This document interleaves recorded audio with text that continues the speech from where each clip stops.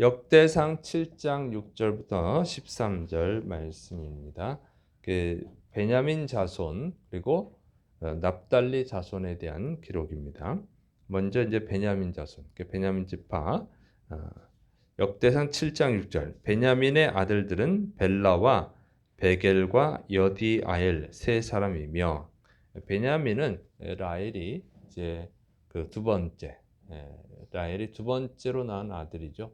첫째는 요셉이었고, 그리고 야곱의 12아들 중에서는 이제 12번째 아들, 막내 아들입니다. 이 베냐민은 벨라, 베겔, 여디아엘 이렇게 세 명의 아들을 낳았다 이렇게 기록하고 있습니다. 그래서 이제 창세기 기록하고는 조금 달라요. 그래서 이제 이 기록 방식이 아들이라고 하는 것이 성경에 아들을 진짜 아들을 얘기할 수도 있고 손자를 얘기할 수도 있고 한참 후에 손자를 얘기하기도 해요. 그래서 그런 차이들이 있습니다. 어떤 관점에서 쓰느냐에 따라 다르는데 이건 이제 저자의 관점, 의도를 정확히 다 알 수는 없으니까 어쨌든 여기에서 어쨌든 세 명으로 기록이 되고 있습니다. 자, 그다음에 이제 베냐민에 대한 이 야곱의 축복을 보면은 이게 베냐민을 이리로 표현을 해요. 창세기 49장 27절. 베냐민은 물어뜯는 일이라 아침에는 빼앗은 것을 먹고 저녁에는 움킨 것을 나누리로다 이렇게 돼 있어요. 그래서 베냐민에 대한 축복은 그 일이다, 그러니까 늑대다. 그러니까 늑대가 어떻게 좀 싸납고 강하고 뭐 그런 어, 그런 뭐 이미지죠. 그래서 이제 베냐민은 좀 그런 강한 면이 있습니다. 근데 이제 베냐민 지파가 탈선한 적이 있죠. 베냐민 지파가 이스라엘 백성이 해서는 안 될 죄를 지은 게 있어요. 뭐냐면 이 베냐민 지파가 있는 그 기브아성, 베냐민 지파들이 사는 성들 중에 이제 기브아성이 있는데 레위 사람이 레위인이 이제 자신의 첩을 데리고 고향으로 돌아가는 도중에 이제 기브아 성에 잠깐 하루 묵게 되죠. 근데 그때 이 기브아에 있는 베냐민 사람들이 남자들이 이 레위인하고 동성애를 하려고 했죠. 근데 레위인은 그 하나님을 섬기는 지파이기 때문에 신성시하고 함부로 하면 안 되는데도 불구하고 더군다나 레위인하고 동성애 성폭행을 하려고 했던 거죠. 근데 이제 레위인이 자신의 첩을 내주죠. 그랬더니 밤새 이제 집단 성폭행을 한 거죠. 그래가지고 결국 여자가 죽어요. 그래서 이제 레위인이 이거를 이스라엘 온 지파에 알리죠. 자신의 그 첩에 몸을 다 이렇게 토막을 내 가지고 지파들 12지파에 보냅니다. 그래서 이제 지파들이 이스라엘 지파들이 모여 가지고 그 기브아의 그 악한 자들을 처벌을 하려고 하는데 근데 이제 베냐민이 자기 베냐민 사람이니까 그 사람들을 보호하기 위해서 이스라엘 나머지 지파랑 싸우게 됩니다. 전쟁을 하게 되는 거죠. 근데 엄청나게 잘 싸워서 처음에는 이제 이스라엘 지파들이 져요.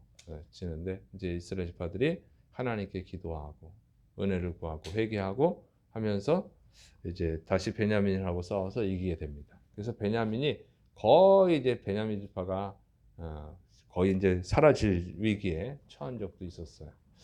그런 좀 탈선한 적이 있었고, 근데 이제 베냐민 지파의 이제 업적으로는 사사 시대 에훗이 있고, 그다음에 에훗이 이제 이스라엘 구원하는 일을 하고, 그다음에 이제 이스라엘의 초대 왕이 사울 왕, 그새 베냐민 지파요, 그 사람이. 그래서 이제 어쨌든 나중에 하나님의 뜻에 불순종했죠. 그러나 이제 처음에는 나라를 이렇게 기틀을 마련하는 그런 공을 세우고 블레셋으로부터 또 아말렉으로부터 이스라엘 지키는 그런 일들을 하긴 했습니다. 나중에 이제 타락해서 결국 죽었어요. 그리고 이제 에, 그런 걸 보면은 이런 걸 보면은 베냐민 지파 이제 베냐민 사사 시대에 이렇게 해서는 안 될 일 한 거, 또 사울 왕이 잘못한 거 이런 거 보면은 이제 이 베냐민 지파는 정말 희망이 없는 지파인데 그런데 이제 이 다윗이 왕이 되었을 때 베냐민 지파가 다윗 편에 서죠. 다윗 편에 서서 결국 이제 이 유다 지파의 이제 유다 지파와 같이 살고 있는 이 베냐민 지파지. 유다 지파의 땅에 사니까. 그러면서 어쨌든 유다 지파 편, 다윗 편을 들어가지고 결국에는 이제 이 북이스라엘과 남유다 이렇게 나눠질 때 유다 지파 편에 서죠. 그래서 이제 저주를 받잖아요. 그래서 이 아수르에 의해서 이 북이스라엘 왕국이 무너질 때 이들은 무너지지 않고 그다음에 그 남유다 지파와 함께 나라를 이끌어갑니다. 그리고 나서 바벨론에 이제 멸망을 당하는데 이제 베냐민 지파도 끌려가고 유다 지파도 끌려가지만 유다 지파는 믿음이 좋으니까 같이 있다 보니까 신앙의 순수함을 지키게 되죠. 이제 그다음에 바벨론에서 돌아오게 됩니다. 그래서 이제 이 베냐민 지파는 살아남아요. 그리고 이 베냐민 지파에서 이제 신약 성경에 위대한 인물이 나오죠. 그게 바로 사울, 사도 바울이 바로 이 베냐민 지파예요. 그래서 구약의 그 베냐민 지파들은 막 전쟁을 잘했다고 하면 사도 바울은 정말 영적 전쟁을 잘하죠. 그래서 또 이 베냐민 지파에 대한 축복이 이렇게 이루어집니다. 자, 그다음에 이제 벨라의 후손, 베냐민 지파의 아들, 베냐민의 아들 벨라의 후손이에요. 역대상 7장 7절. 벨라의 아들들은 에스본과 우시와 우시엘과 여리못과 이리 5사람이니 다 그 집의 우두머리요. 큰 용사라. 그 계보대로 계수하면 22,034명이며 그래서 벨라의 후손은 22,034명의 용사가 있었다. 전쟁에 나갈 수 있는 20세 이상의 사람들 여기 얘기하고 있는 거죠. 여기서 다. 근데 이제 큰 용사다 이렇게 표현하죠. 정말 강한 용사들이었음을 알 수 있습니다. 또 이제 베겔의 후손 역대상 7장 8절부터 9절.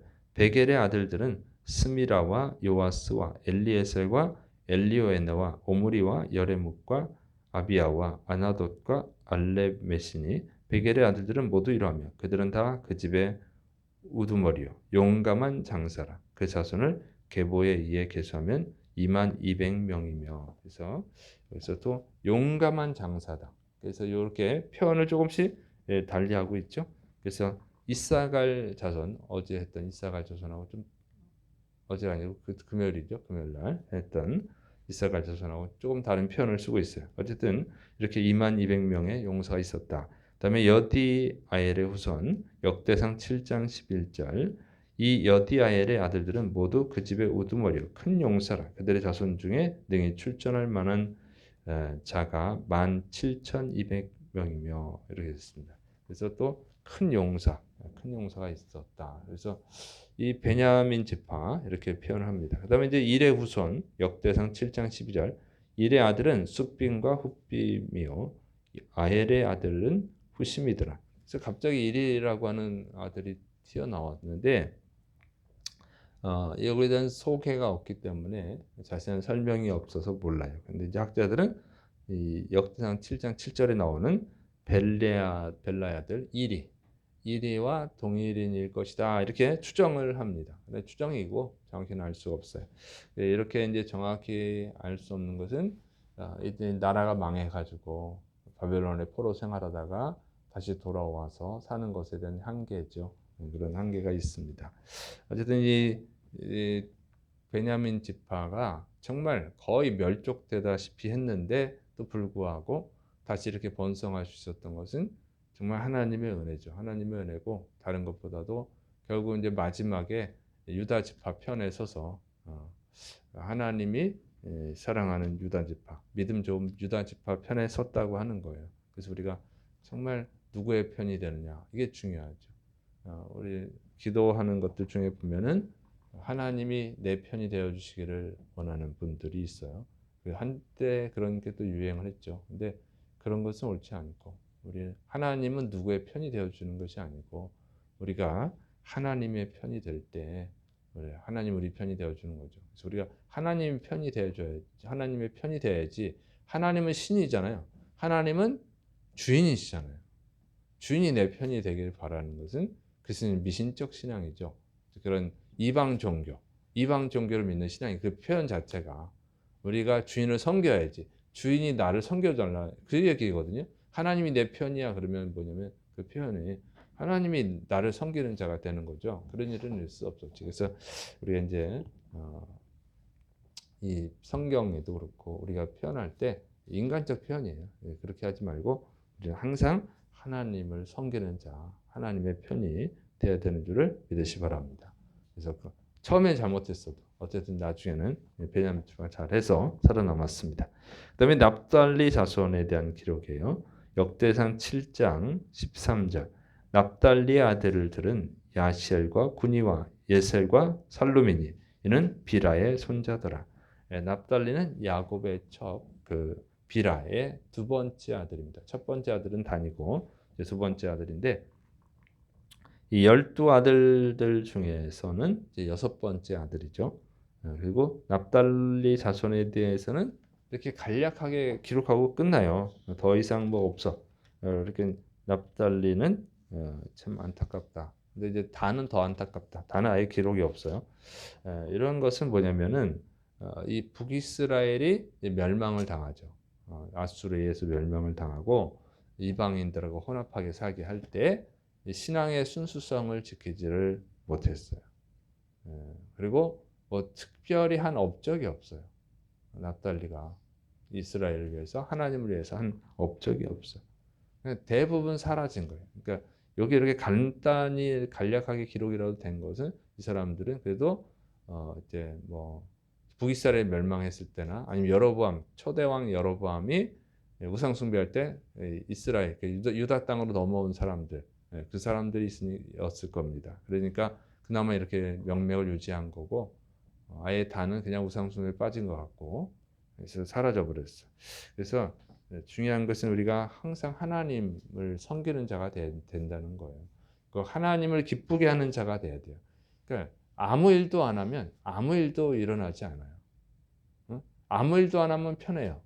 그러나 아무 일도 안 하면 아무 공로가 없는 거죠. 기록할 게 없다는 거예요.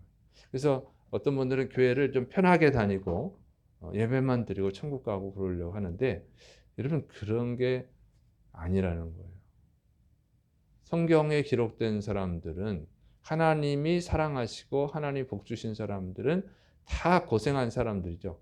하나님을 위해서 수고한 사람들, 그 사람들의 수고를 기록하고 있죠. 그냥 편안하게 예배 드리고 아무 일도 없는 사람은 기록을 안 해요. 그거는 진짜 참 안타까운 일이죠. 우리가 하나님 앞에 선다고 하는 걸 항상 명심해야 돼요. 하나님 앞에 설 때 심판을 받는단 말이에요. 잘한 것에 대한 칭찬을 받고 축복을 받아요. 그러나 편하게 신앙생활하는 사람은 없어요. 아무것도 없어요. 그리고 진짜로 구원을 받을 수 있을지 없을지도 모르겠어요. 왜냐하면 우리가 하나님을 믿는다고 하는 것은 하나님을 주인으로 믿는 거거든요. 근데 종이 되는 거죠. 우리 하나님의 종. 근데 어떻게 편할 수가 있어요? 주님을 섬기는 자가 돼야 되는데. 그래서 편하게 신앙생활하는 거 좋아하지 마세요. 회사에서 편하게 일하면 월급을 못 받는 거죠. 편하게 살면 일을 안 하면 돼요. 그러나 월급은 없어요. 여러분 신앙생활할 때 편하게 하면요. 그러면 편하게 할 수는 있겠지만 주님께 인정받을 수는 없어요. 우리가 주님에서 고생하는 것 그걸 하나님이 다 기억해 주시는 거예요. 또 이렇게 새벽에 나와서 예배 드리고 하는 것 나라를 위해서 기도하고 교회를 위해서 기도하고 안 믿는 사람 전도하기 위해서 기도하고 또 여러분 가족을 위해서 기도하고 이게 다 하나님이 기뻐하시는 일이고 어느 때 가면 열매를 반드시 맺을 줄을 믿으시 바랍니다. 편하게 하는 것을 좋아하지 마세요. 그것이 가장 후회스러운 날이 올 것입니다. 기도하겠습니다. 사랑이 많으신 하나님 아버지, 우리가 하나님 편에 서서 정말로 하나님을 주인으로 섬기고 하나님을 기쁘시게 충성되게 일하는 하나님의 사람들이 되게 하여 주옵소서. 예수님의 이름으로 감사하며 기도드립니다. 아멘.